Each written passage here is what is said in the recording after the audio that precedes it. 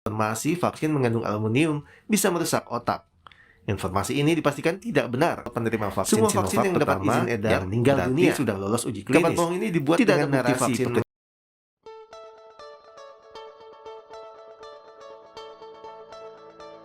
Program vaksinasi yang dilakukan oleh pemerintah Indonesia memiliki 4 manfaat penting.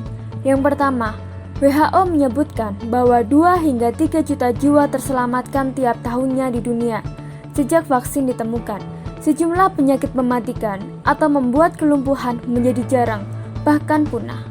Yang kedua, semua vaksin tersedia untuk masyarakat sudah melalui uji keamanan dan efektivitas yang ketat, termasuk uji klinis, sebelum disetujui untuk diproduksi dan digunakan. Yang ketiga, vaksin memberi perlindungan bagi orang-orang yang tidak dapat diimunisasi, contohnya pada usia tertentu atau orang dengan penyakit tertentu. Yang keempat, jika masyarakat diimunisasi, maka dapat mengurangi penyebaran, penularan, dan menghentikan wabah sehingga terbentuk kekebalan kelompok.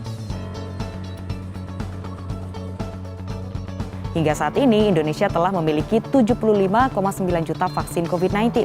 Meski begitu, laju vaksinasi Indonesia masih berada di bawah Tiongkok dan juga Amerika. Hal ini disampaikan Erick Thohir saat hadir menyambut kedatangan vaksin tahap 14 di Bandara Soekarno-Hatta, Tangerang, Banten pada Senin pagi.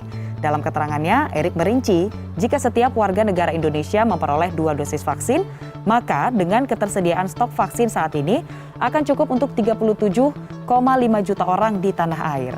Erick merinci hingga saat ini sebanyak 26,9 juta masyarakat Indonesia telah divaksin dan pemerintah terus berupaya meningkatkan vaksinasi. Program vaksinasi nasional telah bergulir. Respon dan reaksi fisik para peserta vaksin pun beragam. Reaksi pasca vaksin ini memang wajar terjadi karena merupakan respon alami tubuh. Reaksi tubuh pasca vaksinasi disebut dengan KIPI. Berikut adalah fakta seputar KIPI, langkah, dan antisipasi. KIPI adalah kejadian ikutan pasca imunisasi, merupakan bentuk respon tubuh. Vaksinasi menyebabkan sistem kekebalan tubuh yang bereaksi terhadap antigen, sehingga memicu terbentuknya antibodi. Kemenkes RI membagi menjadi KIPI ringan dan berat. Gejala KIPI ringan yaitu nyeri, bengkak, kemerahan di tempat suntikan, demam, sakit kepala, lelah, dan tidak enak badan, mengantuk, mual, dan lapar.